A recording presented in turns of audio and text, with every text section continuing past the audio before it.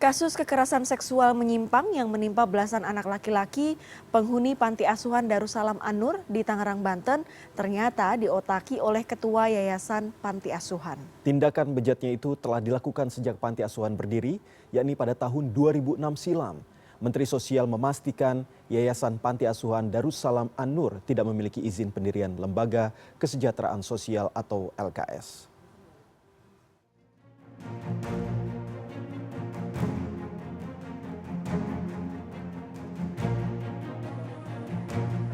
Dua tersangka kasus kekerasan seksual menyimpang di Yayasan Panti Asuhan Darussalam An-Nur, yakni SD selaku ketua yayasan dan YF selaku pengasuh, dihadirkan dalam gelar perkara di Aula Mapolres Metro Tangerang Kota, Selasa sore.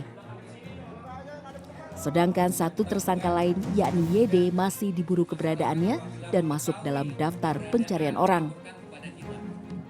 Dari hasil pemeriksaan, tersangka SD yang tak lain ketua yayasan diduga kuat sebagai otak dari kekerasan seksual menyimpang tersebut dan telah dilakukannya sejak 2006, di mana dua tersangka lain sebelumnya adalah anak asuhnya dan menjadi korbannya, kemudian berubah menjadi pelaku.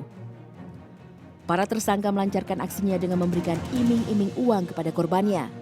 Seluruh tersangka dijerat pasal tindak pidana kekerasan seksual atau pencabulan terhadap anak dengan ancaman hukuman maksimal 15 tahun penjara.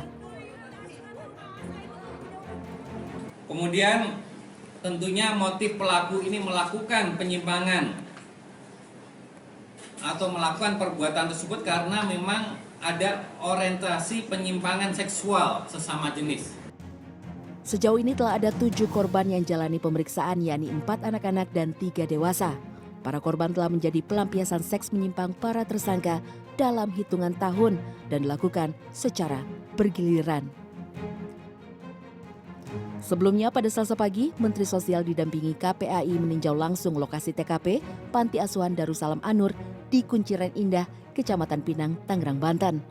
Dan dipastikan Yayasan Panti Asuhan yang sudah berdiri selama belasan tahun, yakni sejak 2006 ini, ternyata tidak memiliki izin pendirian Lembaga Kesejahteraan Sosial atau LKS. Tidak ada sama sekali, ini termasuk yang blank ini. Makanya nanti ke depan saya terus terang juga akan menghimbau atau memberikan suatu persyaratan gitu dalam rangka mendirikan panti asuhan harus mendapatkan persetujuan dari warga sekitar. Rencananya para korban akan dipindahkan ke balai atau sentra yang dimiliki Kementerian Sosial dengan sarana dan prasarana yang memadai guna memulihkan mental para korban.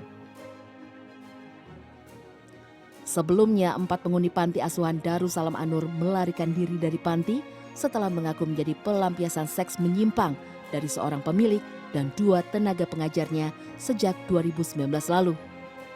Salah satu orang tua korban menyebut pelecehan seksual menyimpang tersebut bahkan menimpa belasan penghuni panti. Kasus ini telah sempat dilaporkan ke polisi pada Juli lalu, namun belum menemukan titik terang. Tim Liputan CNN Indonesia.